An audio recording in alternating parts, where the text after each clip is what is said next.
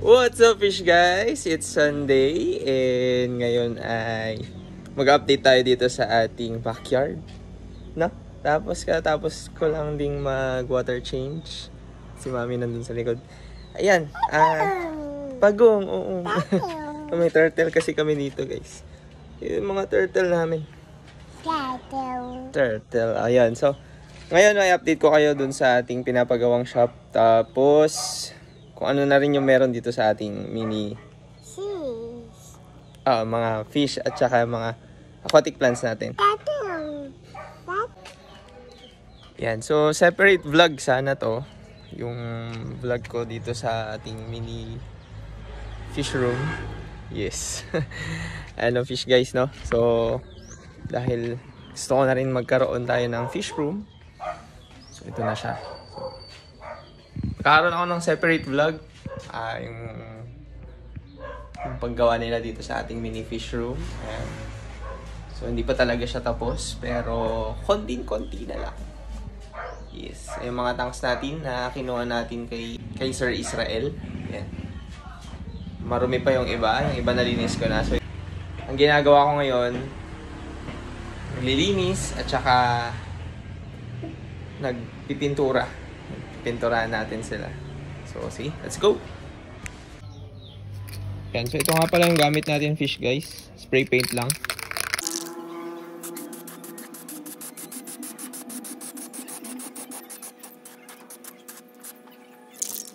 Yan. So, inuunti-unti lang natin yung pagpipintura. Kasi sinusubukan pa natin or nililik test pa natin yung ating mga tanks na nabili kay Sir Israel. Yung iba kasi medyo may leak, may mga onting leak, so kailangan pang ng repair. Ngayon, tour ko muna kayo dito sa ating mga isda na nandito sa ating garahe.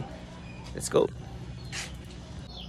Dito meron tayong mga blue dream shrimp. Ayan sila. Kita nyo yan dun sa mga shorts ko. May isa akong nakitang shrimplet kanina. Then, meron tayong mga black neons.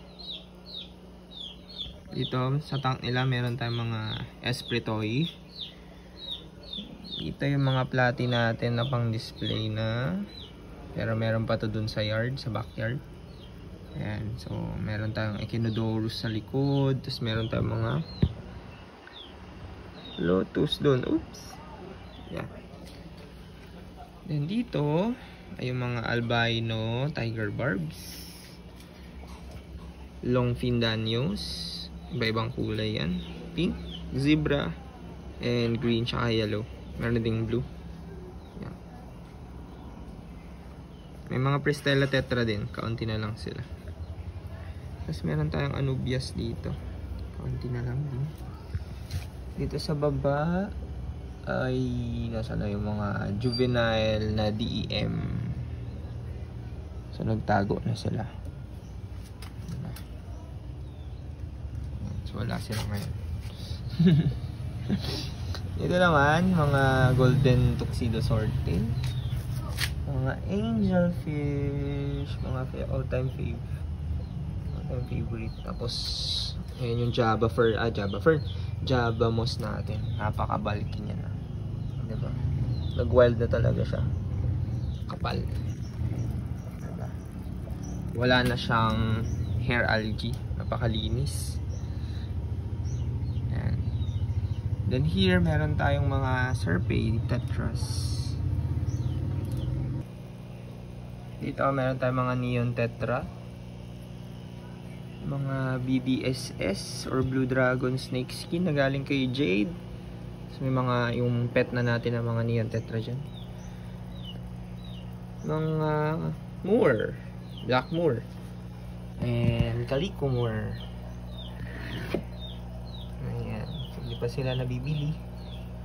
Meron pa tayong mga stock. So, kung around Isabela ka, yan, baka naman. Kasi yung pet natin na mga goldfish, ito yung galing kay Sir Dandy. Yan, so dito naman tayo sa ating backyard. Ito pa rin yung backyard natin noong nag-start tayong mag-isda. So, unahin natin dito sa ating first na tub. So, ang laman nito ay mga danyo. So yan, mga long fin ito lahat, long fin danyo sila. So around sa 2 weeks na sila today. Medyo malalaki na, nakakakain na ng decapsulated na BBS. May stricta tayo dyan, may mga anubias tayo. At saka, ayan, nagkalat yung espritoy natin. Espritoy. Makapansin nyo na fish guys, naglagay din ako dati dito ng moss. Tapos ngayon, yung iba, nagiging immersed na sila, umakyat na sila dun sa pader. Sa concrete. Ayan, meron din tayong mga Senegalensis ba ito? Hindi nagkakamali. Ayan. Ayan. So, kumukuha tayo ng mga sample. Tapos, dinadala natin sila dito para maparami. May mga moss pa tayo dyan. Diba? Pero hindi talaga yung mga moss na pambenta natin. Dito ay yung platy natin. Ang dami nito. Ayan sila. Tapos, ganoon din, no? Meron din tayo ditong mga moss. At yung Echinodorus grandiflorus natin. May Echinodorus Queen Marble or Marble Queen. Kalimutan ko na yung ID. And then, Cryptocorin. Halo-halo na kasi dito sila, guys. Cryptocorin pondertifolia, hindi na nagkakamali. Tapos yung red renny natin na Echinodorus. Bago pa lang ito. Ito yung ating Styrogen repens.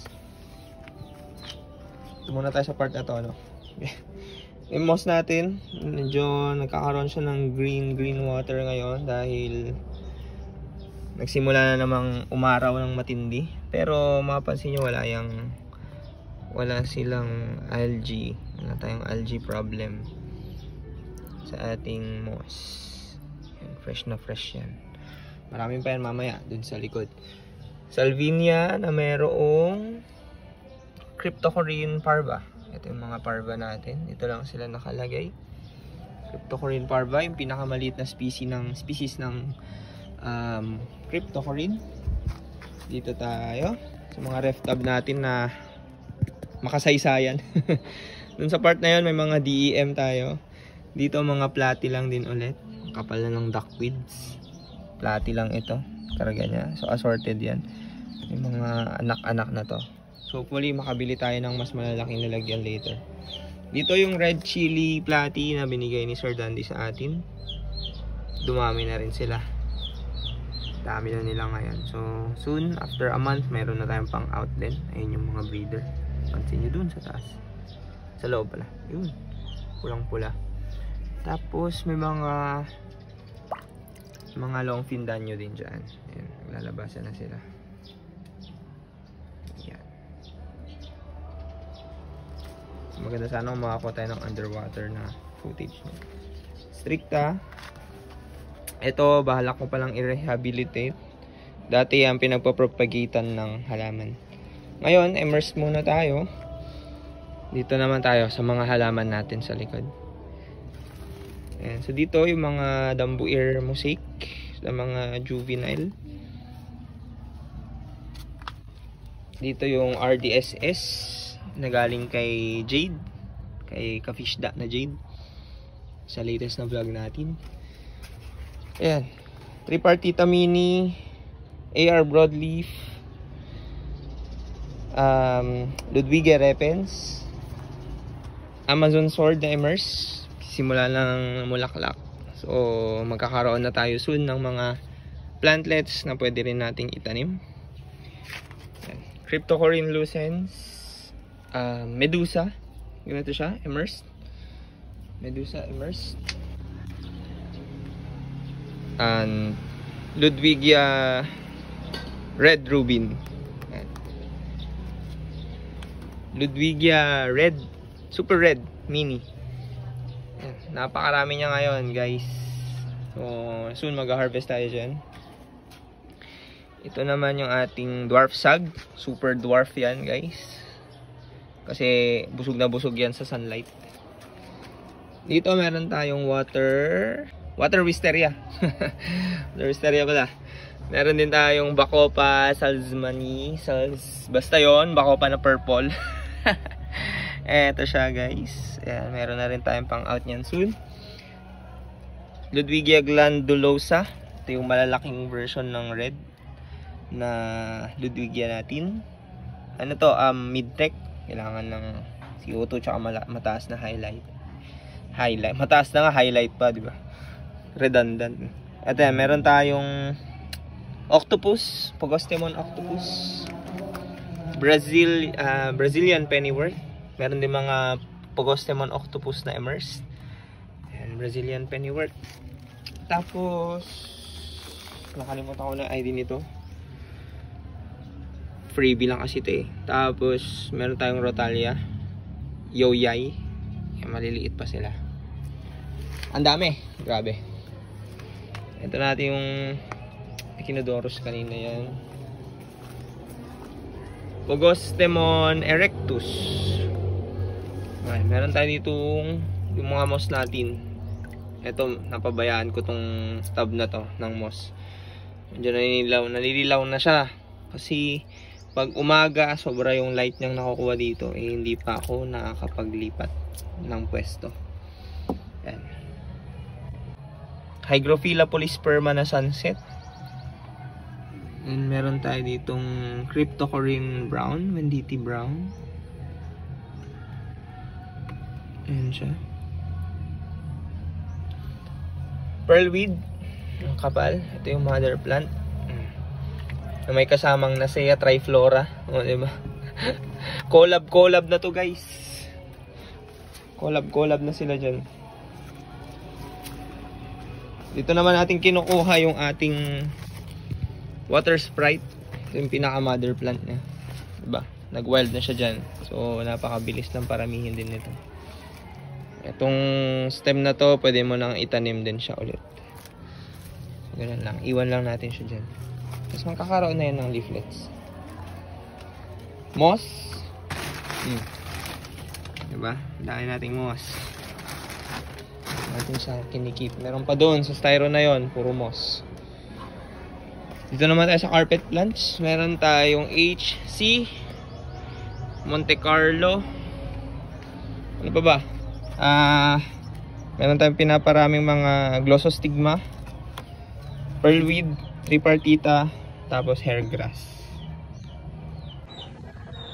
So ayan na fish guys, yung ating mini tour or hindi ko short tour dito sa ating backyard. Ngayon or later on, no, magiging side yard joke. Kasi doon kasi sa side dadalhin. So update ko kayo, magkakaroon tayo ng vlog dyan.